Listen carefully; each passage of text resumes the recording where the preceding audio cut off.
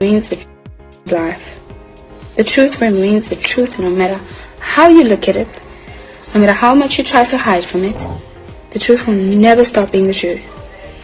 And I cannot say whether he's a good or a bad person. I cannot decide that. What I do know is that Jabulani raped me.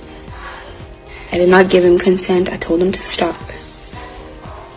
And that's how I ended up in a relationship with him.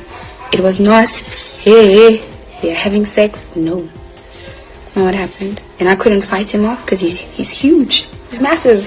He's bigger than me. I mean, I'm really short. You know? And I was bandaged. I was stuffed with painkillers. That's what happened. And I have never spoken to the press about this. The dockets have been leaked, whichever way they've been leaked.